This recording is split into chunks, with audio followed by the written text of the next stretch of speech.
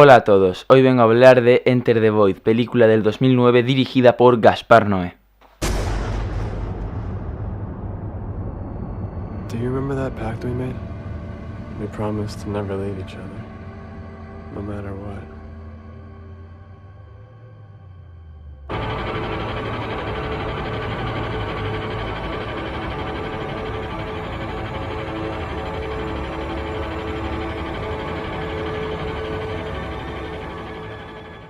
Si estáis algo metidos en el panorama cinematográfico actual, lo más seguro es que os suene de algo el nombre de Gaspar Noé. Es un director argentino-francés que ha recorrido festivales como Cannes o como Sitges y que es sobre todo conocido por generar mucha polémica y mucha controversia con sus films, con atreverse a tocar a pasarse ciertos límites que otros cineastas igual no se atreven. Comenzó su carrera a principios de los años 2000 con Irreversible, película que ya en su momento por cierta escena de una violación causó muchísimo revuelo y dividió mucho a la crítica. Luego continuó con Enter the Void, que fue su otra gran película, que de la misma forma también dividió muchísimo a los críticos y a los especialistas. También hizo Love, esa la verdad es que la odió un poco todo el mundo, en 2015, y también ha hecho Clímax, por ejemplo, o hace poco que sacó Luxa Eterna, que fue un mediometraje. Estamos frente a uno de los directores que más se atreve a pasarse ciertas fronteras,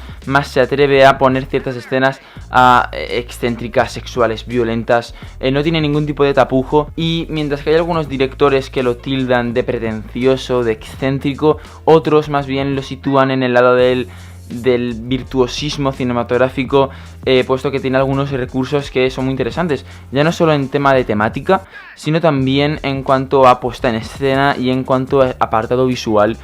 Sus películas son realmente virtuosas. La que nos sitúa hoy es Enter the Void, aunque si os interesan otras películas como Love o como Clímax, podéis encontrar sus reseñas en el blog Cinema Gavia de mis compañeros a través de críticas escritas, así que os dejo ambas en la descripción porque están muy interesantes. Voy a ir rápido con Enter the Void porque tengo muchas cosas que decir y no quiero que se quede un vídeo demasiado largo. Enter the Void nos habla de la vida, la muerte, qué hay detrás de la muerte y de cómo realmente nuestros actos pueden no solamente afectar a lo que nos ocurra a nosotros, sino también lo que nos ocurra en nuestro círculo cercano. Trata sobre un chico que se llama Oscar, que él es francés, tiene una hermana más o menos de su edad y ambos viven en Tokio. Entonces la película empieza con él, que es básicamente un narcotraficante, que pasando droga tal, le traicionan y pues termina muriendo. Esto desempeña a que a partir de aquí la perspectiva que veamos sea una completamente distinta, y es que vemos cómo son las vidas de sus amigos, de su hermana, de su círculo cercano, cómo se desenvuelven tras su muerte. No solo eso, sino que además durante cierto periodo de la película también Noé se aventura a poner flashbacks y a ir de un punto a otro temporalmente, explicándonos la historia de ambos hermanos y un poco de dónde vienen, cómo es que han emigrado a Tokio y cuál es un poco su estatus.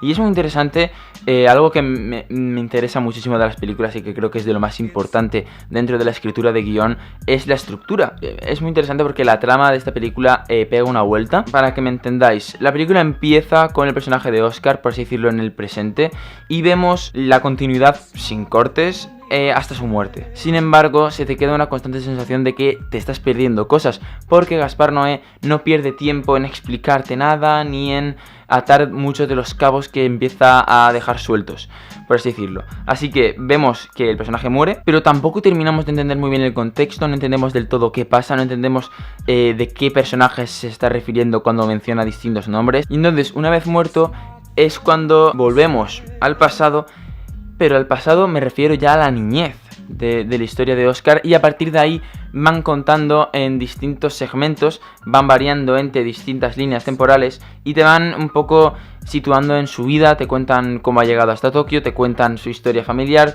la desgracia que sufrió de niño y un poco sus relaciones dentro de una vez llegado a Tokio. Así es como de nuevo volvemos a ver la muerte de Oscar y la vemos por segunda vez. La diferencia y algo muy interesante es que esta vez sí que entendemos todos los cabos sueltos y empiezas a decir, pues mira, este nombre que citaron, este a personaje que pensaba que era un secundario así sin más, realmente tiene un peso y realmente tiene motivo.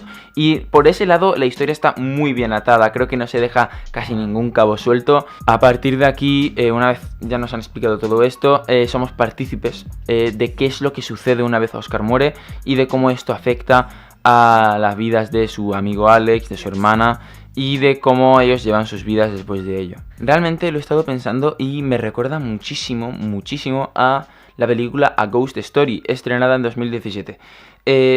Realmente, si la habéis visto, entenderéis que es básicamente lo mismo, ¿no? Es una reflexión sobre tras la muerte y cómo esto afecta a tus seres queridos.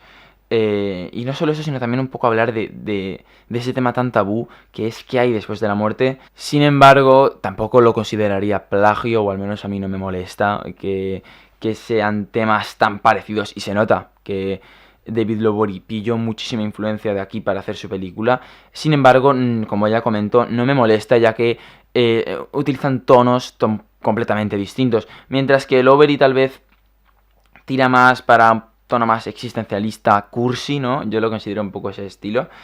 Noé se va por un tema muchísimo más espiritual y un poco chungo. O sea, toda la belleza que podía llegar a tener a Ghost Story, por así decirlo aquí, Gaspar Noé se la pasa por, como entenderéis, por donde le plazca. Es una historia muy dura, muy cruda, que representa lo peor de la humanidad y realmente por eso digo que es virtualmente contraria a Ghost Story, que era mucho más bella y mucho más tal. También es cierto que pues aquí creo que es mucho más sutil lo que se cuenta. No he encontrado ningún diálogo ni ninguna explicación que me haya sacado de contexto. Aquí es todo mucho más fluido y eso me alegra muchísimo. Por eso creo que me quedo un poco más con Enter the Void.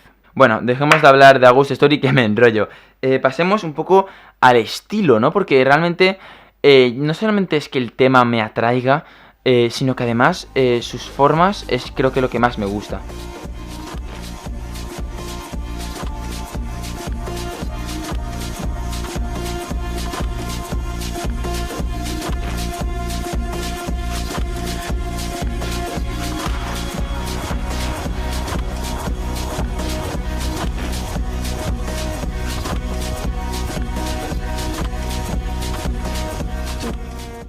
Y esto quería resaltar, para mí la gran virtud que tiene esta película es cómo se juega con el punto de vista y con la perspectiva. Como ya he comentado, la película comienza con una primera secuencia prácticamente seguida, no hay ninguna interrupción temporal, como ya he comentado, y en ella sobre todo se cambia a veces de plano, pero se empieza sobre todo y se utiliza mucho el plano subjetivo. Es decir, ponerse en los ojos completamente del protagonista. Es la forma más inmersiva que existe en el cine para situarnos dentro de la mente de un personaje. Sin embargo, hay una cosa que me ha fascinado y es que cuando el personaje de Oscar muere, la cámara se levanta y a partir de aquí prácticamente todas las escenas están enfrentadas a través de angulaciones cenitales, a través de cenital, es decir, desde arriba completamente paralelo al suelo. El personaje pasa de ver todo lo que sucede a través de sus ojos y pasa de verlo al cielo, como si hubiese algún tipo de existencia superior o como si nos observasen, por así decirlo. Y esto realmente podría haberlo hecho un director mediocre, un director incompetente, podría haberlo hecho de tantas formas y haberlo hecho tan mal que me alegro mucho de que tocase un cineasta con tan buen ojo como es Gaspar Noé. Podría haber puesto un narrador omnisciente que habría sido terrible. Imaginaos un narrador comentando todo lo que pasa como si fuese la voz muerta de Oscar, y realmente puede parecer algo de muy mal gusto, pero habrían directores que lo habrían hecho, o incluso algún otro que podría haber puesto al personaje de Oscar al fondo, un poco como representando que es un fantasma y que está observándolo todo. Para mí esto habría sido demasiado redundante y creo que es mucho más sutil que simplemente a través de un cambio de angulación nosotros sepamos que todo lo que está pasando está siendo observado por Oscar a través del cielo. Están estos dos puntos de vista y hay un tercero que es cuando hay flashbacks, pero son planos semi-subjetivos, es decir, nosotros vemos todo lo que sucede, por así decirlo, a espaldas del personaje principal. Esto me ha parecido también algo de genio, indudable, me flipó. Y es que, como ya os he comentado, vemos la muerte de Oscar dos veces dentro de la película. Primero en un plano subjetivo y después en un plano semisubjetivo. Realmente, si a mí me llegas a poner ambas escenas idénticas en la misma película, me habría enfadado porque creo que es perder metraje inútilmente. Sin embargo, aquí lo cambia completamente y es que la segunda vez que vemos la muerte es a través de un semi-subjetivo, por lo cual es una forma de decirnos que ya no estamos viéndolo todo a través de la esencia de Oscar, porque Oscar ya está muerto, o sea, él está recordando su muerte, así que se ve en un semisubjetivo un poco como queriéndonos decir que Oscar está viendo su propia muerte desde la lejanía, no como antes que la estaba viendo desde su propia perspectiva. No sé si me estoy explicando, es muy complicado y realmente daría incluso para un estudio muy interesante, porque creo que tiene muchísimas lecturas que obviamente no me voy a poner a destripar aquí en su complejidad. Hemos hablado un poco del historial de Gaspar Noé, hemos hablado de su estructura, hemos hablado de puntos de vista tan bien calculados, hemos hablado de su estilo como cineasta, pero no me quería dejar una cosa que me ha encantado también y que creo que debería mencionarse más, y es el montaje. Recordemos que nos estamos enfrentando a una película de como 2 horas y 40 minutos, que ya de por sí en un montaje normal una película tan larga es muy difícil de llevar. Y a esto súmale que la película es una constante de ir y viajar de un punto temporal a otro punto temporal, por lo cual realizar un montaje uniforme y orgánico que una todos estos puntos es realmente complicado, y que encima lo haga de una manera mínimamente sorprendente cada vez, porque si no estar saltando en barridos o fundidos una vez cada otra vez durante 2 horas y 40, pues al final uno va a acabar harto, y lo hace muy bien porque todos estos puntos temporales riman entre sí a través un poco de metáforas visuales que me han parecido increíbles, de genio algunas. Por ejemplo, una que me ha vuelto loco, que puede ser fácilmente para mí mi momento preferido de toda la película, y es cuando están en una montaña rusa y luego conectan esa montaña rusa con un accidente de tráfico, y así habían muchísimas más que tampoco voy a desvelar porque pues quiero que las descubráis vosotros mismos, pero os van a llamar un montón la atención. Esto lo hace un poco para cambiar de cronología, para cambiar de cierta etapa de la vida del personaje a otra etapa, pero también hace una cosa muy curiosa para cuando quiere cambiar simplemente de un lugar a otro dentro de la misma línea temporal, y lo que hace es subir la cámara, hacer cenitales, subirla al cielo y pegar una vuelta a un barrido súper loco, que pega la vuelta, se mete por los edificios de las calles de Tokio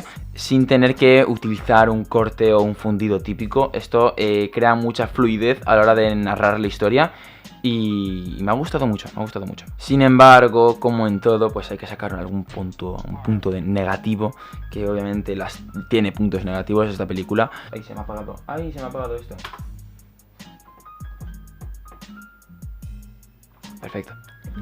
Sobre todo lo que viene siendo a partir de la segunda hora, creo que se estira de más, creo que pierde completamente mi interés, porque ya creo que empieza un poco a ir sin rumbo a través de la narración, y a mí eso me molesta mucho. Creo que realmente la película podría haber durado mucho menos y ser mucho más contundente, mucho más poderosa, ¿no? También yo creo que esto le perjudica, que parece que el director es una especie de fanático a los travelings lentos, ultra pausados. Incluso hay algunos planos en los que literalmente son minutos de luces parpadeando, que sí que puede estar bien, pero si abusas de este recurso, y más cuando estás hablando de una película tan larga que tienes que ahorrar tiempo, eso perjudica mucho al ritmo de la cinta, y creo que la ralentiza demasiado. Al final, ya os digo, todo esto que os he comentado hasta ahora, de cómo vemos la muerte de Oscar desde distintos puntos de vista, de cómo somos partícipes de su historia a través de flashbacks muy bien conectados, eso me ha fascinado. Pero creo que a partir de aquí es cuando ya la película no sabe demasiado bien qué contarnos, y al final la última secuencia termina pareciendo un espectáculo de Gaspar Noé presumiendo y diciendo: mira cuán excéntrico es mi cine, mira cuán atrevido soy, o por ejemplo, mira qué ejercicio de cuántas luces de neón soy capaz de poner por minuto.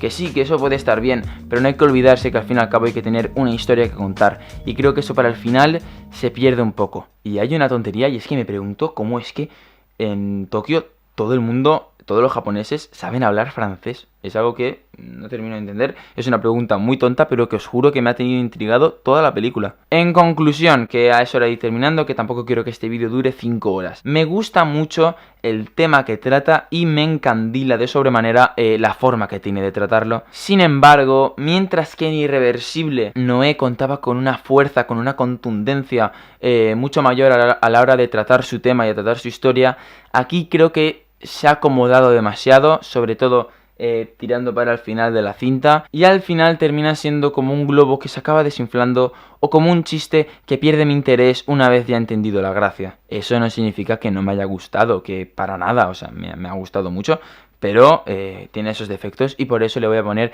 3,5 estrellas sobre 5. Espero que os haya encantado el vídeo. Si es así, por favor, valorad el esfuerzo que el vídeo conlleva y dejad un like. Decidme en comentarios qué os ha parecido esta película, qué os ha parecido mi crítica, qué cosas creéis que puedo mejorar o incluso qué películas os interesaría que hable en un futuro, porque estoy abierto a sugerencias, ya lo sabéis. También quería deciros que os dejo la página web de Cinemagabi en la descripción. Subimos críticas todos los días y seguro que encontráis un montón de contenido que os encanta. Así que nada, pues hasta aquí el vídeo y nos vemos en el siguiente. Hasta la próxima.